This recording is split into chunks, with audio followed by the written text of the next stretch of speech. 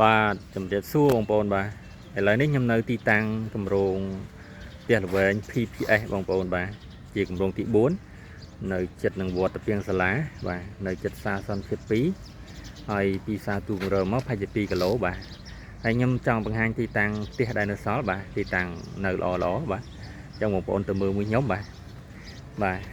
អានេះគឺផ្លូវកែងនេះគឺផ្លូវរដ្ឋបងប្អូនបាទនេះផ្លូវរដ្ឋប៉ុន្តែដោយសារយើងអភិវឌ្ឍត្រឹមហ្នឹងក៏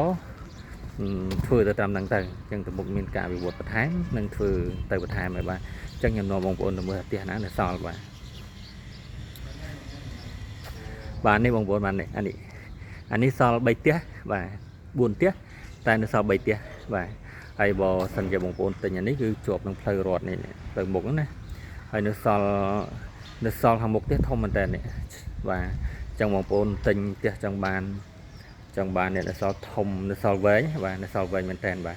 ចូលចិត្ត10ម៉ែត្របាទនៅសល់មុខផ្ទះណាអញ្ចឹងឲ្យ10000នេះនៅសល់3ផ្ទះបាទជួរនេះបាទអញ្ចឹងខ្ញុំនឹងនាំបងប្អូនទៅមើលមួយកន្លែងបាទទីដែលនៅសល់បាទអញ្ចឹងមួយទៀតនៅសល់ដែរបាទនៅគឺនៅជួរខាងមុខបាទជាប់ផ្លូវរត់ខាងមុខនេះបាទនៅជាប់ផ្លូវរត់ខាងមុខនេះគឺមាននៅសល់ដែរបាទនៅសល់3ផ្ទះបាទបងប្អូនបាទសល់3ផ្ទះបាទនៅសល់3ផ្ទះនៅខាងមុខបាទបងប្អូនបាទអញ្ចឹងខ្ញុំនាំបងប្អូនទៅមើលបាទហើយនេះគឺតេជនទិញឲ្យបាទហើយអ្នកខ្លះគាត់បើកលក់ដូរនេះបាទនេះគាត់បើកលក់ដូរបាទឃើញបងប្អូនបាទបើសិនជាចង់ទិញខាងមុខនេះទុកលក់ដូរឲ្យគាត់អញ្ចឹងអាចទិញខាងមុខបានបាទ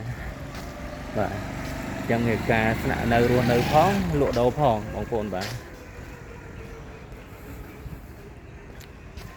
ចឹងនាំបងប្អូនទៅមើលកន្លែងផ្ទះដែលនៅសល់ណាតែរកបងប្អូនចាប់អារម្មណ៍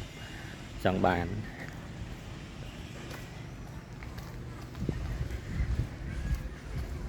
បាទដូចផ្ទះនេះគឺមានការបើកស៊ីដែរនេះលក់បាទ